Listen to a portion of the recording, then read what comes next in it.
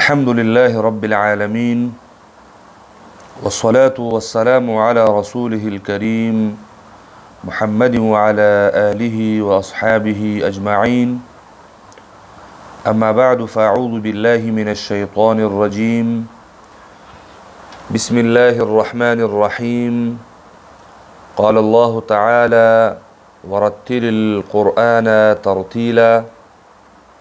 وعن زيد بن ثابت رضي الله تعالى عنه عن النبي صلى الله عليه وسلم قال إن الله يحب أن يقرأ القرآن كما أنزل. صدق الله العظيم وصدق رسوله النبي الكريم ونحن على ذلك من الشاهدين والشاكرين والحمد لله رب العالمين. د هر څه نه مخکې ټولو ګډونوالو زده کوونکو ته سلامونه او نیکې هیلې او احترامات وړاندې کوم. السلام علیکم ورحمة الله وبرکاته. دا چې موږ او تاسو د الله تبارک وتعالی د عظیم کتاب د زده کولو دپاره دلته راغونډ شوي یو او دلته جمع شوي یو، الله تبارک وتعالی دی اول ماته د دغو درسونو د ښه ویلو توفیق نصیب کی او په مجموع کې موږ تاسو ټولو ته د الله تبارک وتعالی د ښه تلاوت توفیق موږ تاسو ته راکړي. د علم التجوید د درسونو سلسله شروع کوو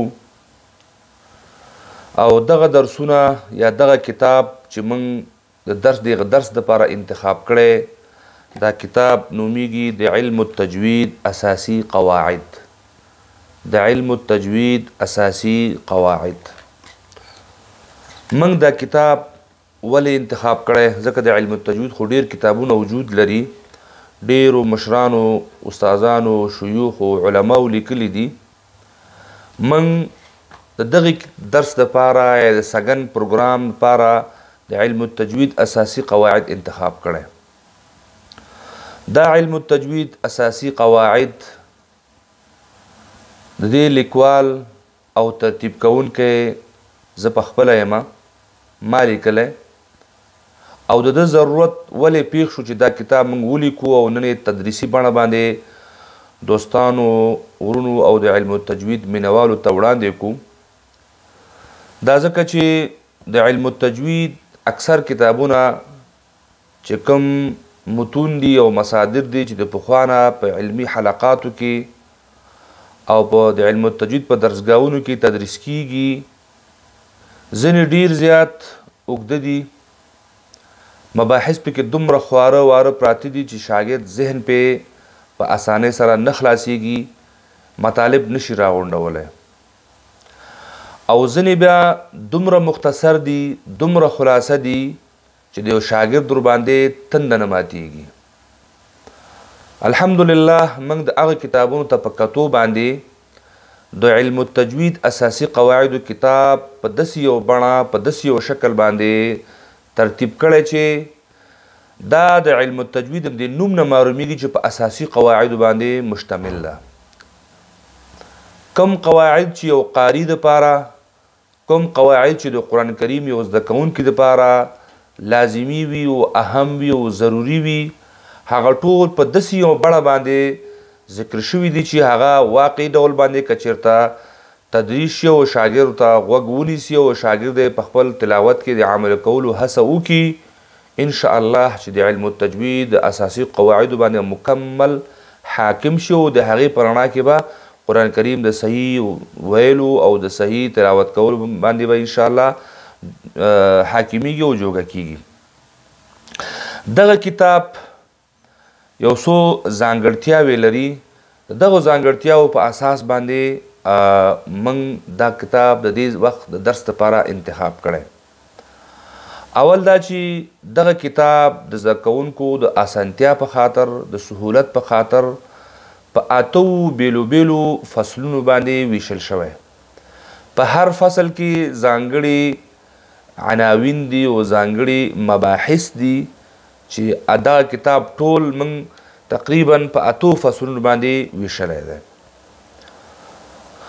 دوهم د قواعدو او د احکاماتو د ښې زده کړې په خاطر د هر فصل په آخر کې دغه فصل خلاصه شوی، یعنی د فصل لنډیز خلاصه یا نچوړ په یوه صفحه یا یوه نیمه صفحه کې را غونډ شوی دی.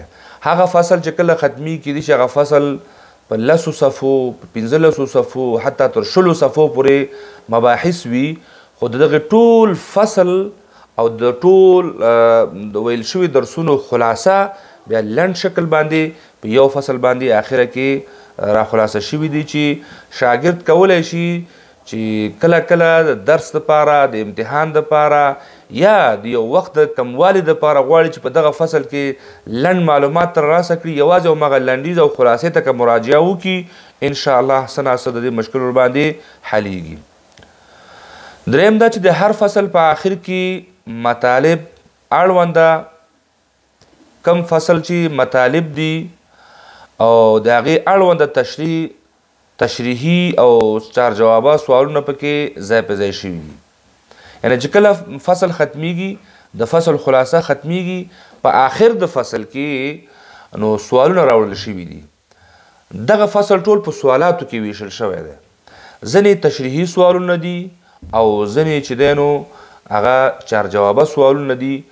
د یو شاګرد او د علم التجوید یو طلب کوونکی که چېرته په دې خبره باندې چې په تیرو فصلونو کې څه ذکر شوي دي او په آخر کې دغه سوالاتو ته دی د خپل ذهن نه جوابات وشي کړله چې دا جوابات ترتیب کړي، دا په دې باندې دلالت کوي چې ده به د تجوید دغه درسونو کې ښه اشتراک کړی او ښه غوږ یې نیولی، نو انشاءالله په آخر کې دته خپله ځان په خپله معلومیږي چې د دغه سوال جوابولی شم او که نه. همدغه شان تشریحي سوالونه به په تشریحي بڼه باندې جوابیږي او د چار جوابه سوالونه په چار جوابه باندې او په غوړو وړو شکلونو باندې او په کلماتو باندې هغه جوابېدلی شي.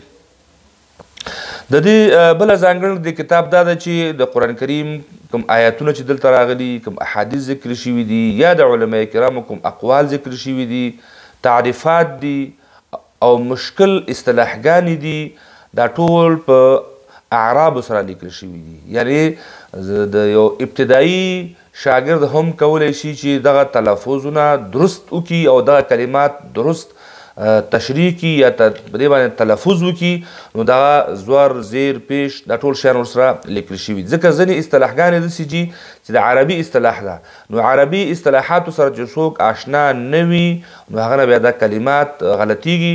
موږ همدې وجې نه څومره اقوال چې دلته د علماو ذکر شوي دي، که د قرآن کریم آیتونه ذکر شوي دي، که احادیث پکې ذکر شوي دي او که مشکل اصطلاحات دي، نو هغه مو سره د زور، زیر لیکلي دي چې ټول ورباندې ښه صحیح تلفظ باندې قادر شي. او بله خبره پکې دا ده چې بعضې مطالبو د ښه وضاحت په خاطر باندې شکلونه، جدولونه، مثالونه پکې ځای په ځای شوي دي. مثلا کله چې موږ مخارجو ته رسیږو، په مخارجو کې د ژبې د تقسیم خبره ده، هلته عکسونه پکې ځای په ځای شوي دي. او همدغه شان مثلا د غاښونو موضوع ده، د غاښونو د بره جامې او د ښکته جامې، نو ټول شکلونه او انځورونه پکې ځای په ځای شوي دي. یا د مخارجو په آخره کې بیا یو جدول راوړل شوی دی چې تر څو دغه خواره واره مطالب چې د مخارجو په 3-4 درسونو کې ذکر شوي دي هغه ټول په یو جدولي شکل باندې د شاګرد د اسانتیا دپاره او لا ښه پوهې دپاره دغه جدول او یا دغه ګراف چې دی نو هغه ذکر شوی دی. او د کله چې صفات ختمیږي، د صفاتو په ابتدا کې د صفات لازمه او د صفات عارضه، د صفات لازمه متضاده او غیر متضاده، د متضاده صفاتونه د متضاد شکل باندې بیل ګراف کې ذکر شوي دي او غیر متضاده په غیر متضاده شکل باندې ذکر شوي دي. او چې کله د صفاتو درس آخر ته رسیږي نو په آخره کې بیا یو عمومي جدول راوړل شوی دی چې د صفاتو ټول درسونه د یو حرف پورې اړوند ټول صفات او د هغې ادا کیفیت او د هغې د ادا وضاحت پکې ټول ځای په ځای شوی دی. د همدې وجې نه چې دی نو دا په دې کتاب په هر فصل کې چې کوم ځای کې جدول ته ضرورت و جدول کې ذکر شوی دی، او کوم ځای کې مثلا انځور ته ضرورت و تصویر ته ضرورت و نو هلته په تصویري شکل باندې او انځوري شکل باندې د مزید وضاحت دپاره دا په نظر کې نیول شوی ده.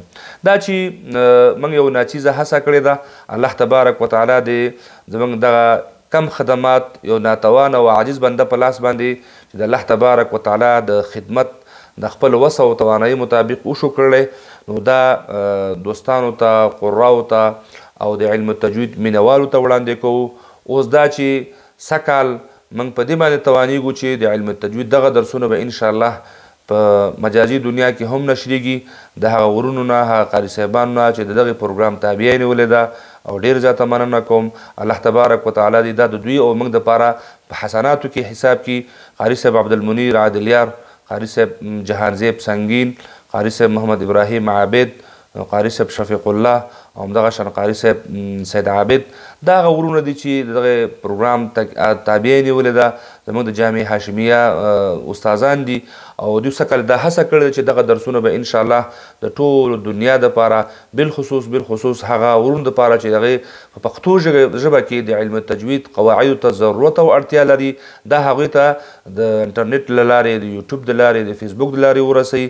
الله تبارک وتعالی دې زموږ او د دوی دغه هڅه په خپل دربار کې قبول او منظور وګرځوي او د خپل رضا سبب وګرځوي او الله تبارک وتعالی موږ دپاره او د دوی د والدینو دپاره د دنیا او د آخرت سعادت دپاره چې دوی وسیله وګرځوي. وصلی الله تعالی علی خیر خلقه محمد وعلى آله وأصحابه أجمعين برحمتك يا أرحم الراحمين.